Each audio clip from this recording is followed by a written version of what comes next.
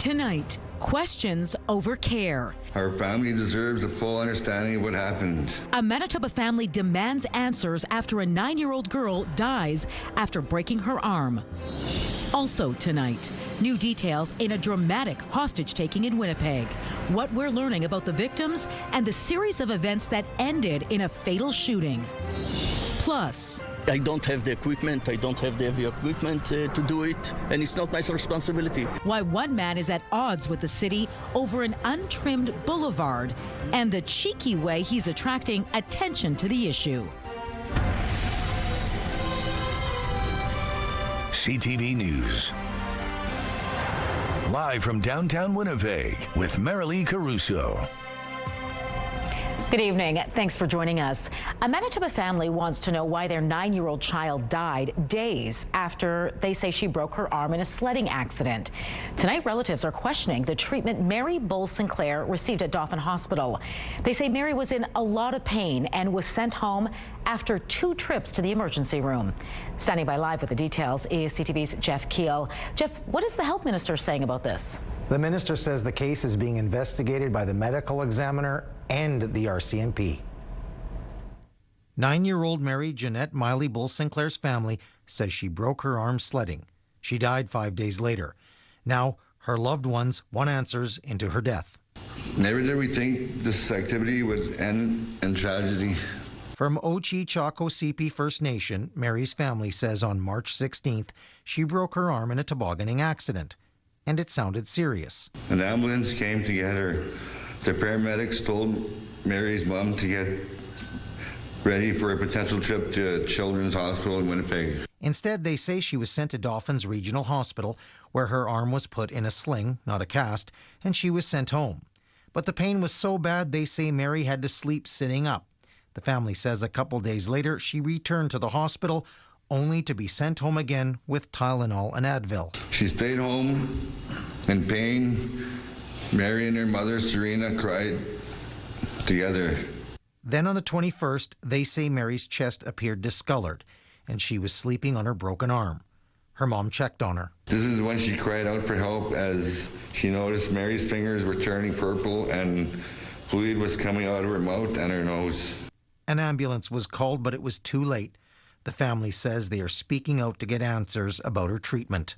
Many First Nations families continue to report experiences where they feel their concerns have been minimized, dismissed. In a statement to CTV News, Health Minister Uzoma Asaguera says the medical examiner is doing an in-depth autopsy, and the RCMP is also investigating the circumstances around Mary's death. Plus, the children's advocate could review the case too. The minister says out of respect for these investigations, it would be inappropriate to comment on the specific circumstances of Mary's care. The death of a child is a tragedy, and we understand why Mary's family is seeking answers. Mary is going to rest in peace once justice is served for her. The Prairie Mountain Health Region says they do not provide comment related to any client or patient's personal health information or care. Jeff, why is RCMP investigating this case? We don't know. We reached out to RCMP late this afternoon to find out why. We are waiting to hear back. All right, thanks for this, Jeff. Winnipeg police are appealing for information tonight after a man was found dead over the weekend. Officers found the man's body outside a home in the 700 block of Stella Avenue around 8 o'clock Sunday morning. He's been identified as 32-year-old Jamie Raymond Asham, a member of Peguis First Nation who had been living in Winnipeg.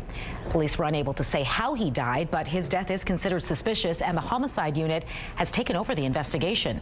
Anyone with information is asked to contact Winnipeg Police or Crime Stoppers. One person is recovering from serious injuries and 2 others are dead following a single vehicle crash in the Interlake Friday. It happened on Highway 68 near the intersection of Road 14 East near Arborg. Officers found the vehicle in the field with the driver still trapped inside. The 34-year-old woman from Arborg was airlifted to hospital with serious life-threatening injuries. Her 2 passengers, a 34-year-old woman and a 51-year-old man, also from Arborg, were ejected from the vehicle and pronounced dead at the scene. The cause of the crash is under investigation. New disturbing details tonight about Friday's frightening hostage-taking in St. James. CTV's Daniel Helmerson is standing by with the latest. So, Daniel, what new information has come to light? Marilee, police now say 2 of the hostages were female youths, and the suspect was killed after being shot by officers. As we told you Friday, it all started after authorities learned of a man with outstanding warrants in the area. Manitoba's Independent Investigation Unit says he fled from officers twice, first by ramming a police cruiser with a vehicle and then by running into a residential area. That's when we're told he broke into a random house in the 400 block of King Edward Street, which was occupied by 3 people. At one point, officers say they saw him pointing a gun at them through the drapes of a window, prompting an officer to fire at him. About 20 minutes later, a man ran from the home and told officers 2 girls were still in the home and the suspect had threatened to kill them all. One girl was believed to be hiding on the main floor while another was in the basement with the suspect. Tactical officers then rushed inside and rescued one girl and afterwards noticed smoke billowing from the house. They rushed inside again and rescued the second girl while the suspect escaped from the back of the home. Police say he was still carrying the firearm at that time and was fatally shot by officers. Daniel, do we know anything more about the man who was shot? No, we don't, Marilee. Authorities haven't released any information about his identity or what the warrants were for. The IIU says it's unable to provide any more information as the investigation is still unfolding. However, anyone who saw what happened or may have information or video footage is asked to give the IIU a call. All right, thanks for this, Daniel. A grass fire in St. Boniface briefly halted train traffic Sunday. It broke out in Whittier Park near Archibald Street around 4:20 in the afternoon. Specialized wildland firefighting equipment and fire suppression backpacks were used to bring the blaze under control. No injuries were reported. You're reminded to follow fire safety tips, including not throwing cigarette butts into vegetation or from vehicles, and not starting open-air fires when wind speeds or gusts exceed 25 kilometers an hour. All right, let's bring in Colleen Brady now and get a first look at your Skywatch evening forecast. What are you tracking for us tonight, Colleen? A line of thunderstorms. They are non-severe at this point, but I'll zoom in and show you. We've been watching these over the past hours, so they've moved through places like Ethelbert, and they still look like they're going through the Swan River area and off into Saskatchewan. Meanwhile, further north, we still have some communities tonight under that yellow warning for heat. I'll have more details on how long the heat will last in these communities elsewhere in the province and when that heat is going to break and when it comes right back. All that coming up. But let's take a look right now through the CTV Live Eye. It is brought to you by Bath Fitter, exclusive home of the PermaFit solution. In Winnipeg right now, it's cloudy and 26 degrees. With the Humidex, it feels like 31.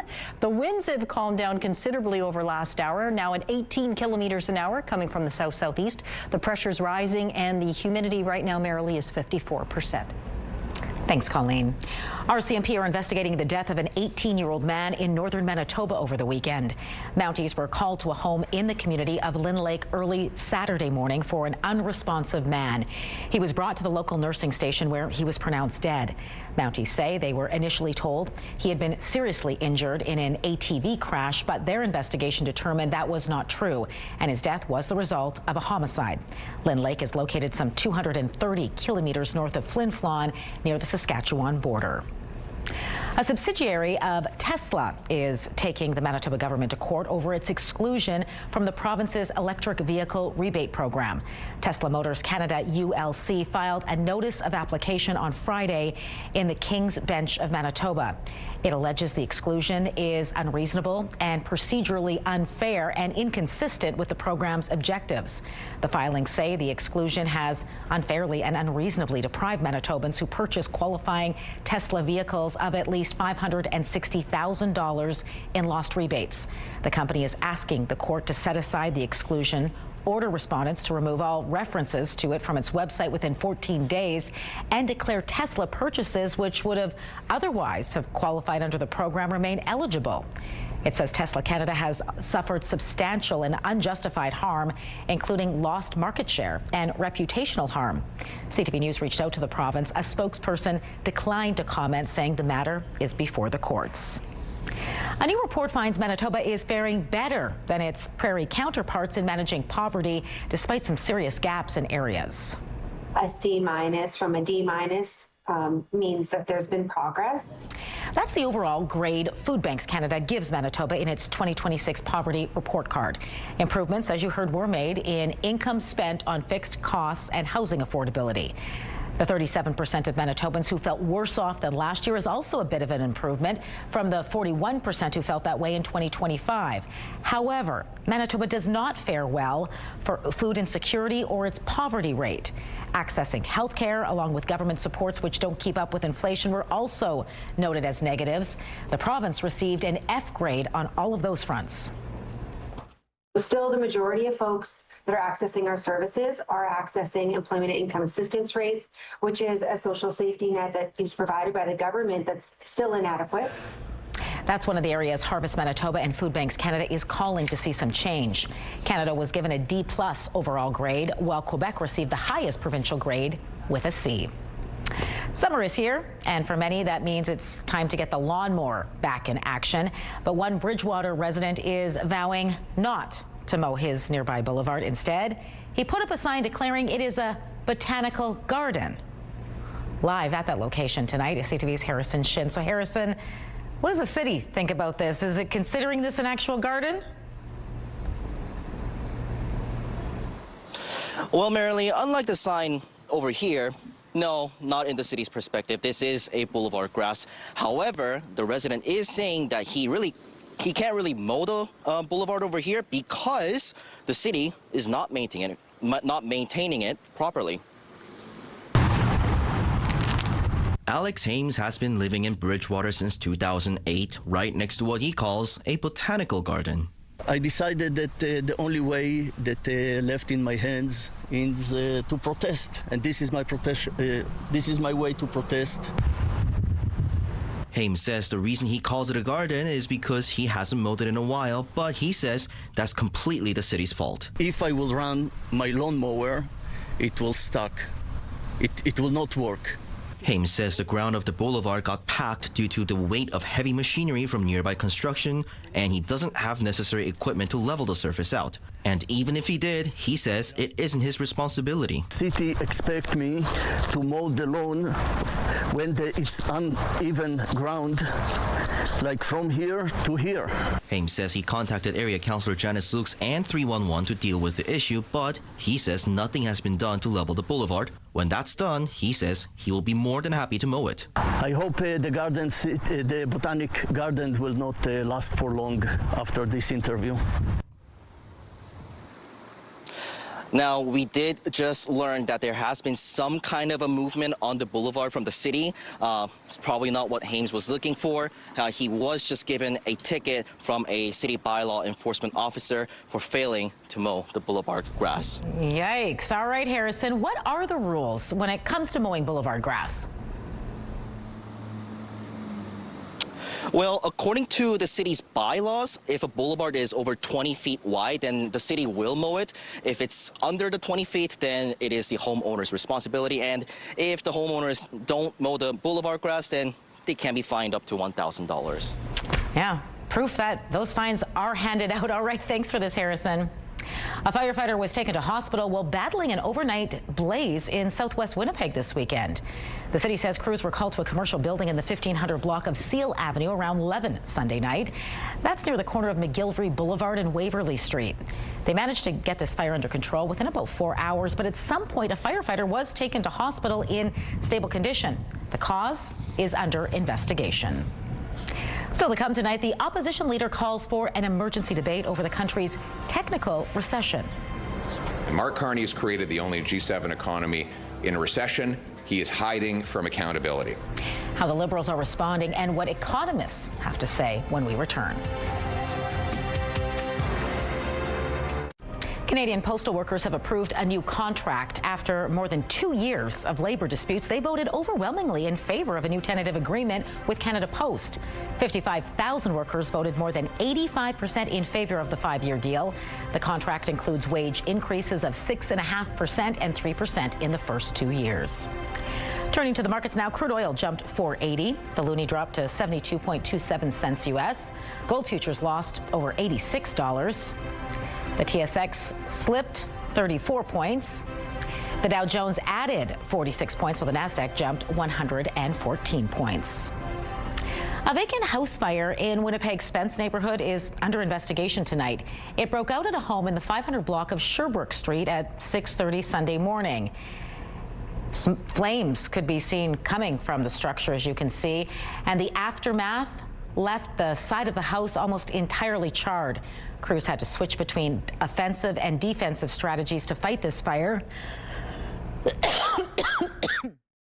even using an aerial ladder to spray water from above. No injuries were reported. The health of Canada's economy is the subject of hot debate among politicians tonight, with the Conservatives saying Mark Carney has plunged Canada into a, quote, liberal recession. New data Friday confirmed we are in what's called a technical recession, but some economists are downplaying the significance of it. Abigail Beeman reports. My work is done. Mark Carney tries his hand at a home building site, but wasn't taking questions about a recession after Statistics Canada reported Friday Canada's economy contracted slightly for 2 straight quarters. Not from journalists nor opposition in the House of Commons. While Canadians are starving, losing their jobs and missing mortgage payments, and Mark Carney has created the only G7 economy in a recession, he is hiding from accountability, leaving other ministers to answer. Canada is the most integrated country in the world with the United States. They have declared a trade war on us. This side of the House understands that. We will control what we can control. The Leader of the Opposition should stop running down Canada and join us. It's the Liberal Prime Minister that's running down our economy and then running away from accountability for it. Where is he anyway? Conservatives are calling for an emergency debate on the recession, as Liberals don't seem to all be on the same page in terms of messaging. I do know that people in my riding are hurting. So I listen to people talk about housing prices. I listen to people talking about food prices and about incomes that are too low. And so that's what we're working on here. I'm not. All indications are that it's shallow and that we're coming out of it. I believe them. Late this afternoon in the House, the Speaker decided against an emergency debate, saying he doesn't believe it meets the requirements. Abigail Beeman, CTV News, Ottawa. A severe thunderstorm tore through the Montreal area yesterday, causing widespread damage and sending multiple people, including 2 children, to hospital after a bouncy castle blew away.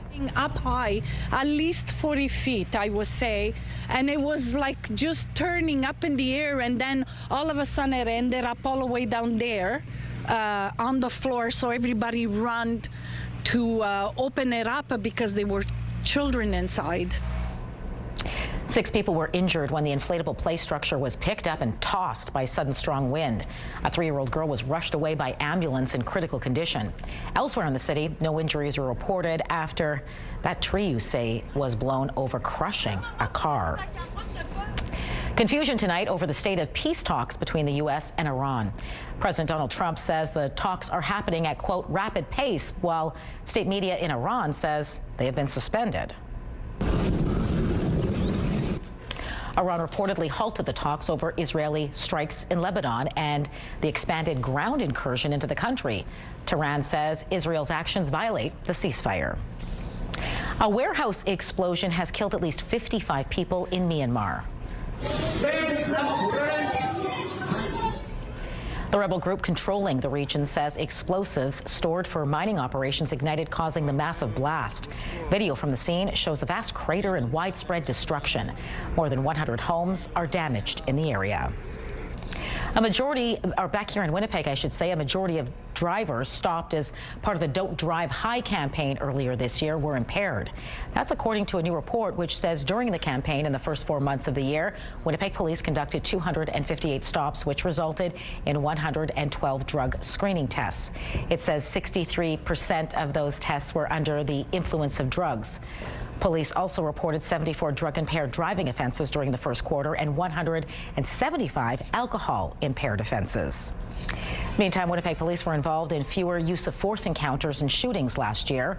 Another report shows police used force in 780 instances in 2025, representing 0.31% of all calls they were sent to.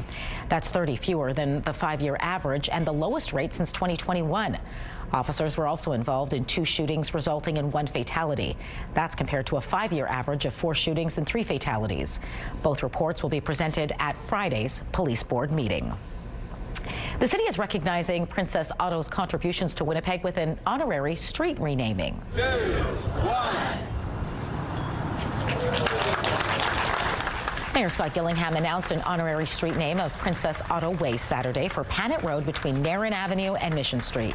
It comes ahead of the company's new flagship store, which is having its grand opening tomorrow. Gillingham says the Tallman family, operators of the company, have been contributing to the city by creating jobs, establishing scholarships, and sponsoring major events. And so the impact of the Tallman family it goes deep and is long-lasting in our community.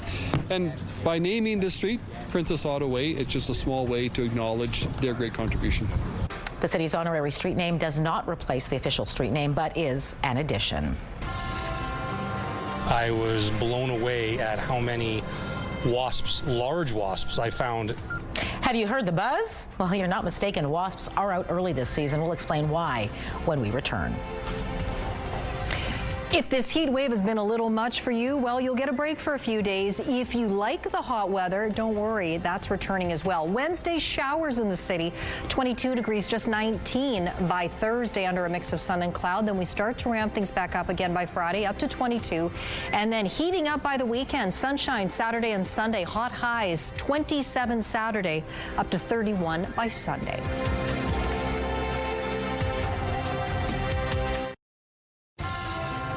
Have a news tip? When you see news happening, let CTV News Winnipeg know. Text your tips, pictures, and videos to 10400. That's 10400. Message and data rates may apply. Manitobans in the Southern Health Region are invited to jump on a telephone town hall Wednesday night to talk about measles. The province says public health officials will be on the call to provide an overview of the measles outbreak in Manitoba, answer questions about the disease, and promote measles vaccinations. According to provincial data, as of Friday, there have been 589 confirmed cases of measles this year. The telephone town hall is scheduled for Wednesday at 6 p.m. To participate, you have to register on the Engage MB website. Well, have you heard a buzz when you've been outside lately? People in White Ridge have discovered a pest has returned to their backyards a little earlier than normal this year. And we are not talking about mosquitoes. Wasps have made their return alongside the recent extreme heat. CTV's Joseph Bernacki explains. Brian Strike is back working on his front lawn. It's going smoothly now, but the last time he tried to do this, he was interrupted by an unexpected pest. All of a sudden I felt a tickle on my arm and there's this huge wasp walking across. Strike quickly shooed it away before it could sting. It's not the only wasp he's come across in White Ridge over the last week. I pulled a window down and right at the top was a crusty wasp. Pretty sure it was fresh. Haven't really seen any bees, but yeah, it's usually bees you see first and then wasps come later. And he's not the only resident who's heard a buzz. James Ford lives down the road from Strike. Ford says he's had some wasps in his yard and even more at his cabin in West Hawk Lake. He says he's never seen this many so early in the season. I was blown away at how many wasps, large wasps, I found in the cottage, crawling around the floor, flying around. I had to kill a bunch of them, get rid of them. Entomologist Taz Stewart says the delayed spring across the province, mixed with recent extreme heat, has brought wasps out of hiding early. You're seeing their life cycle being increased, and with the temperatures just being so hot and warm, you're seeing accelerated growth, and that's what's key in this. Stewart says there's good news. Wasps aren't typically aggressive until they start running out of food sources, typically by the end of summer. Still, the public should be wary of nests tucked away where you may not see them right away. There's always a new queen that gets pushed out, and she goes and finds a safe, hot, warm spot to overwinter. Then she comes out, makes a new nest, creating more of a problem. Joseph Bernacki, CTV News, Winnipeg.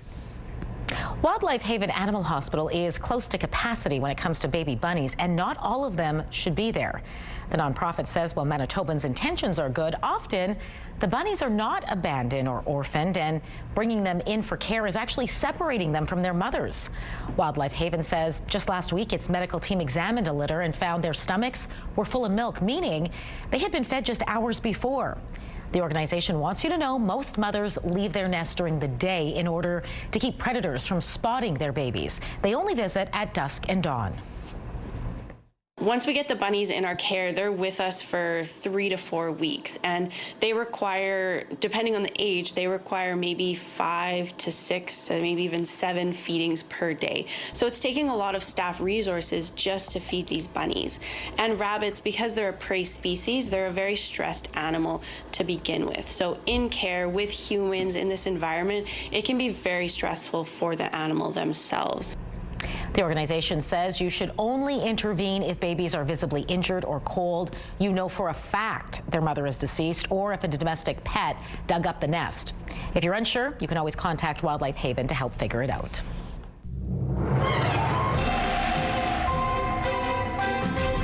CTV Skywatch weather brought to you by South Beach Casino and Resort. Visit southbeachcasino.ca. Colleen Brady back now with your complete Skywatch forecast and an update on some thunderstorms you've been keeping an eye on for us tonight. That's right. And you mentioned earlier that summer is here, and it is the first day of meteorological summer. That's the months of June, July, and August, and we're starting off with some thunderstorms that you can see right now. Once again, still sitting right around the Swan River area. Reason being, there's a low that's moving out of Saskatchewan into northern Manitoba, and along the way, it has a cold front associated with it, and that is tripping off those thunderstorms. They're not expected to become severe, and we could well see thunderstorms develop here in the Red River Valley yet this evening, but again, not expected to be of the severe variety if we do see them. Heat warnings, they continue for parts of the province tonight. We have Flin Flon in the Pas and Norway House and Thompson still under that yellow warning for heat. So another warm night ahead tonight and another hot day tomorrow. Then we'll see considerably cooler temperatures by comparison, not just in the north, but across the province. You saw Wednesday showers likely for Winnipeg with a high closer to around 21-22 degrees. The night ahead, well, fairly clear in most areas, or a few clouds at most. Again, not a lot happening tonight, with the exception being that cold front moving through. But by the time we get into these late overnight hours, any threat of thunderstorms will have subsided. Into Tuesday morning we go, and you can see right along the border there in the southwest corner of the province, there's the potential for some rain showers to come through, and we could see them again move across, take a nice swing across southern Manitoba. We can't entirely rule out showers or thunderstorms tomorrow. By the time we get overnight into a Wednesday, you can see clouding over and cooling off. We'll likely have those showers. You can see they're just kind of scattered coming through the province, including here in Winnipeg, likely. For tonight, there is a lesser chance. I wouldn't call it likely, but we can't rule out the possibility of showers or a thunderstorm yet this evening. Clearing out overnight, we drop down to 16. Winds at their strongest early this evening out of the south at 20, but they'll be lighter really for most of the night. 18 in the morning, should be on the sunnier side. Light winds out of the southeast, more of a mix of sun and cloud in the afternoon on the way to that hot high of 29 degrees. Again, with that chance of afternoon showers with the risk of thunderstorms, and those winds strengthening somewhat out of the south up to about 30 kilometers an hour. Tonight across the northeast, clear skies for most areas, just a few clouds over Lynn Lake, down to 15 there. Thompson clear and 16 overnight. Churchill, your temperature drops to 2 degrees in the afternoon. That's why you see the asterisk. Cloudy there. Gillam, Island Lake, Thompson, all very warm, mid to upper 20 highs. Mix of sun and cloud with that chance of afternoon thunderstorms, at least the risk of it anyway. Not a sure shot by any means, but we can't rule them out entirely. Lynn Lake tonight, partly cloudy, dropping down to 14. Clearer for Flin Flon, OCN, the Pas, Norway House, and Norway House Cree Nation. Overnight lows in the mid to upper teens, so a warm night ahead. And then tomorrow, sunny in Flin Flon, all the way up to 28 degrees, 28 also in the Pas and Norway House, 20 for Lynn Lake. Again, in the region generally, there's a low chance of showers in the afternoon with the risk of thunderstorms. In the southwest tonight, clearing for Brandon and Neepawa, down to 11 in those communities. Can't rule out showers or thunderstorm further north up around Dauphin. Certainly tomorrow the chance grows of showers or thunderstorms across the southwest. You saw that there on the Futurecast. 24 for Brandon, 25 for Dauphin. Similar temperatures around the region. And then tonight, stronger chance of showers or thunderstorms around Portage, although again not a sure shot. We drop down into the mid-teens overnight, a little warmer for Pinawa, down to 17 overnight. And then tomorrow temperatures getting back up into the 28, 29 degree range. Most areas under a mix of sun and cloud with the chance of showers, although the chance is considerably greater around Portage la Prairie and Morden and Winkler. In northwestern Ontario tonight, partly cloudy overnight. In Kenora down to 13, elsewhere clear. And then tomorrow, sunshine or a mix of sun and cloud. Again, I know like I sounded like a broken record, but the chance of showers or a thunderstorm in Kenora and Fort Frances with those hot highs getting up to 29, 30 degrees. Our first weather photo takes us out to the White Mud Falls area. Look out onto those showers falling over the Winnipeg River. That photo is from Gail, a great weather shot there. And this is Pepper out enjoying Grand Beach. That photo is from Michelle. Email is yours to winnipegweather@ctv.ca. Thanks, Colleen. Memorial Park got a taste of Asia this weekend. The popular event took over the space, which served as a finale for Asian Heritage Month. About 70 food vendors, 50 artisans, and some ethnic community booths took part. Also there this year was the fourth year since the festival started, and event organizers say it just keeps getting bigger, demonstrating the public's interest in various aspects of Asian heritage. For me, it is the food, because the food that the makers really miss back home, the specialty, and also some of the dances and the entertainment, some cultural dances that we can watch for the 2 days of the event. Organizers say if the festival outgrows Memorial Park's capacity, they'll just find a new location to continue it. And this will hopefully improve response and durability and hopefully improve survival and outcomes. Still ahead, a pair of trials offering new hope in the battle against cancer. What those treatments on the horizon are for two different types of cancers. Medical Watch is next.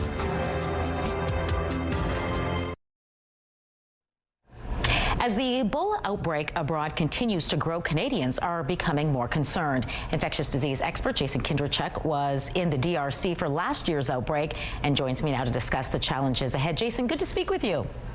Great to speak to you as well. Ebola is a brutal virus, and this outbreak, we understand, involves a totally new strain. What can you tell us about it and what makes it different?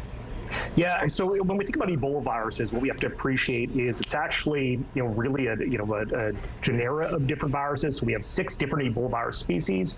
The one that we most commonly hear about is Ebola virus Zaire. That's the one that's responsible for the West African epidemic, responsible as well for the second largest outbreak, which also was in DRC in 2018 to 2020. This particular virus, Bundibugyo, is a little bit different. Not much information about it. There were 2 prior outbreaks, fairly small, one in Uganda, one in DRC. So we haven't seen it in a long period of time, but it has many of the same symptoms and kind of transmission considerations as what we've seen with kind of classical Ebola virus Zaire. The problem is right now is that for vaccines, for therapeutics, those that we have available have been approved for Ebola virus Zaire, but not approved for this particular species. So we're kind of back, a little bit behind the 8 ball again, where we don't have those, critical pieces to be able to try and get this virus contained. Yeah, concerning because this really seems to be a fast-spreading epidemic. What are some of the challenges, aside from no vaccine, to stopping the spread of Ebola? Well, listen, if there's any indication that the last, I think probably, 10 days or so, I don't think I've gotten to sleep before 3 a.m. and been asleep longer than, kind of 6 or 7 a.m. just from calls with my DRC colleagues. The challenges are, very, very large, not insurmountable, but considerable. In particular, this, particular outbreak, it's really centered in a fairly remote location within the Democratic Republic of the Congo. Not easy to get to. There's no paved roads or highway system to get out there, which means you're limited in terms of transportation by airway. The other piece is that you also have to appreciate we found out about this outbreak when there was already a couple of hundred suspected cases, not like 2025, where we identified one suspect case and we're immediately able to get teams out. So now what we're battling against is really a bunch of different foci where you have virus that's spreading across different areas of northeastern DRC. And then, of course, there's the resource limitation piece. We are right now validating diagnostics in Kinshasa to try and make sure that we can actually get tools out to those teams in the field. And that's been a big piece of being able to say, do we have a diagnostic that can actually cover this particular species of the Ebola viruses? So it's all those pieces on top of the conflict considerations and the internal displacement. Really, time is working against us on this one. What are the chances Ebola could make its way here to Canada? I'll reflect back on, the time, and I think, you and I have probably spoken about it before, when I was in the West African epidemic, when I was in Liberia in 2014. I happened to come back into the U.S. at that time where I was living, at the same time that the first case in Dallas, Texas, was announced from somebody that was not a medical evacuee from West Africa. What we have to appreciate is that even with somebody that was sick on the ground, what we did not see was rampant community transmission. And that's been, really the consideration for us. We've seen this with other viruses as well, that in, these particular locations, dense populations, not really good healthcare access, not good access to diagnostic resources, you can get, undocumented spread that's occurring in circulation that occurs very largely. For us here, the identification of a case would happen very, very quickly. And this, again, is not a disease that transmits very easily outside of those that are providing close, care, whether it's a healthcare worker or a family member. So I think all of those things, come back to us saying probably very, very low risk for Canada. We'd identify cases very quickly, but we have a good supportive care system so that if people are sick, they're going to be able to have a better chance of survival. Places like the DRC, much, much more difficult. Yeah, very developing, troubling situation in the DRC, definitely. Jason, I want to thank you so much for your insight tonight. It was really great speaking with you. Always appreciate it, Marilee.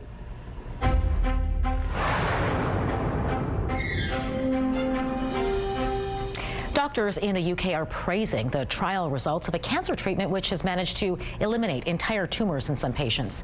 Researchers at London's Institute of Cancer say the new injection was offered to patients whose cancer had spread, come back, or failed to respond to standard treatments. The drug targets cancer cells and blocks multiple signals, which helps those cells grow and spread. Results from the clinical trial showed the injection reduced tumor sizes in 43 of the 102 patients treated. In 15 of those cases, the tumors disappeared completely. Experts say the findings are highly encouraging. New EGFR drugs like amivantamab are showing strong promise in HPV-negative head and neck cancers, and this will hopefully improve response and durability and hopefully improve survival and outcomes so that, many years are possible even when recurrent metastatic disease occurs. Head and neck cancers is the 6th most common cancer worldwide and affects thousands of Canadians every year. Meantime, there's new hope tonight of better treatment for one of the deadliest types of cancer. Researchers in the U.S. have reported a novel pill helped people with advanced pancreatic cancer live longer. The findings published in the New England Journal of Medicine say the drug blocks a mutated protein which fuels tumor growth in more than 90% of pancreatic cancer cases, a target which has eluded treatment for decades. The daily pills nearly doubled survival time with fewer severe side effects in a study that randomly assigned the experimental drug or more chemotherapy to 500 patients whose cancer had quit responding to prior treatment. The U.S. Food and Drug Administration has approved the first oral antiviral designed to help prevent COVID-19 after exposure to an infected person. Zocova is a 5-day pill regimen approved for people 12 and older. The drug maker says it works by blocking viral replication before symptoms develop. During trials, the drug reduced the risk of developing symptomatic COVID by 67% compared to a placebo. Common side effects include headache, diarrhea, and cough. Medical Watch is brought to you by Manuke and Koster Denture Clinic. Still to come, just like Baba used to make, how you can learn to make authentic knish at an upcoming event in Winnipeg. Spotlight is next.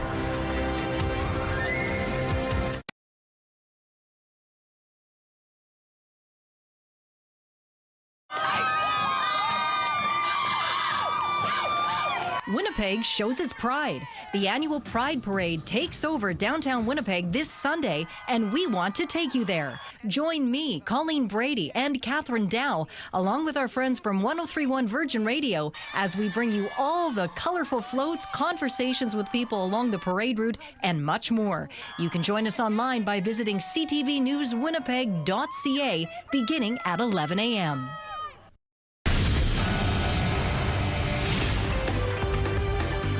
Spotlight sponsored by the Casinos of Winnipeg, presenting Andre-Philippe Gagnon. If you've been craving your Baba's knishes, but you lack the kitchen skills to recreate them, look no further. An upcoming workshop will get you all shored up. It's called North End Knishery, the art of traditional knish making. The event will be led by Harriet Zaidman, the voice behind the North End Nosh blog. A knish is a staple food in Ashkenazi Jewish cuisine. Now, it's usually made out of round or rectangular dough and commonly filled with potatoes, kasha, or cheese. Zaidman says the hands-on workshop will draw on the rich culinary history of Winnipeg's North End and will share techniques and stories shaped by generations of Jewish, Ukrainian, Polish, and other immigrant kitchens. The event kicks off June 7th at 10 a.m. at the Rady JCC. Heated rivalry scored big at the Canadian Screen Awards. I'm honored to be Canadian, and this is fantastic. The cast and crew of Heated Rivalry, thank you for being such a warm space. Crave, thank you for putting money into our beautiful, straightforward hockey show. To the honorary Canadian Connor Story, I share this award with you. Thank you. We cannot believe the way that audiences have reacted to this show. We're so grateful. The show, which took 200 people to make, was nominated for 18 awards and won almost all of them, including Best Drama Series and Best Lead Performer for Hudson Williams. Other highlights, the Nunavut shot series North of North won Best Comedy Series and Best Lead Performer for Anna Lamb. And Best Motion Picture went to Nirvana, the band, the show, the movie. Mike Myers was honored with the Icon Award, thanking Canada in an emotional speech. I want to thank my mom and dad for moving to Canada.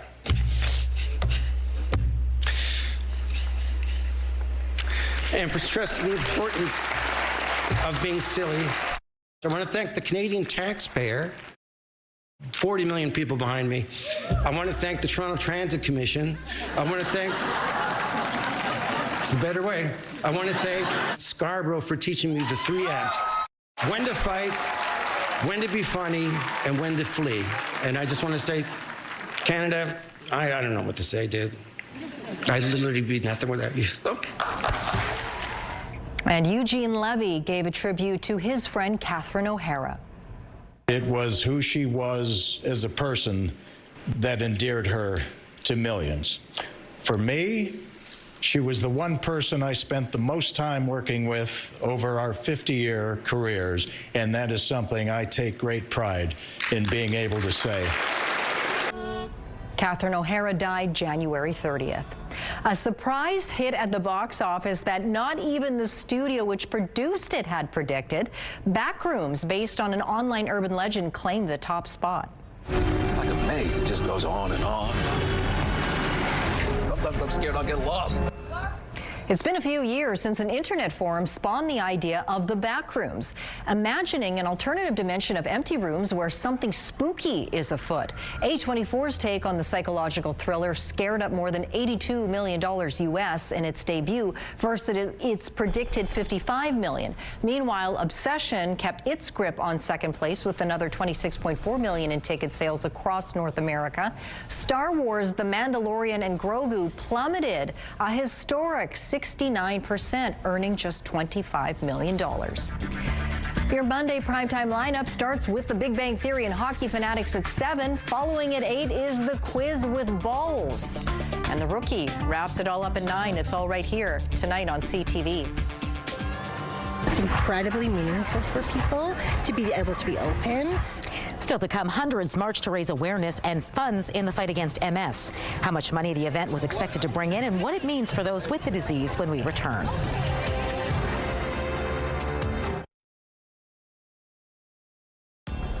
Women's clothing provided by RW & Company. Salon services provided by S&Teak Spa Salon. Highest temperature today in the city was 26 degrees, so no heat warning, but still quite warm. But the record set on this day, 1988, June 1st, Winnipeg reached 34 degrees. Tonight we drop down to around 16, clearing overnight. A hot one tomorrow, 29. Now there is the low chance of showers with an afternoon thunderstorm risk. Otherwise a mix of sun and cloud, a little cloudier in the afternoon. Then the break from the heat, soggy Wednesday, 22 degrees, 19 Thursday with a low chance of showers. Back up to 22 on Friday and then back into the heat just in time for the weekend. Merrily sunny both days, 27 Saturday up to 31 by Sunday. Thanks, Colleen. Kildonan Park was the point of empowerment for Manitobans with multiple sclerosis Sunday. It was just one of 50 locations right across the country hosting the annual event, raising awareness and money for patients and research. More than 800 people gathered at the park. This year, the event aimed to raise more than $210,000 here in Winnipeg. One volunteer with MS says the event isn't just about fundraising and awareness, but also about finding a community. It's incredibly meaningful for people to be able to be open, to feel they can share their disease with their friends and family and have that support, and also for the friends and family to come and do something positive. And we have our research team here, we have MS Canada team here, so it's a really wonderful, empowering way. MS is a disease of the central nervous system impacting brain, spinal cord, and optic nerves. Right now, there is no cure for it, but treatments are available to limit the relapses and impact from the disease. It was a hot one out there for all those walkers. It sure was. And some folks enjoyed it. Some folks maybe it was a little intense. Yeah, you know, I like the heat, but yeah, especially if it's hard to do anything in that heat other than like go to a splash pad or... It does sound good. Yeah, sit by a pool. All right, that does it for us tonight. We're back tomorrow, though. Hope to see you then.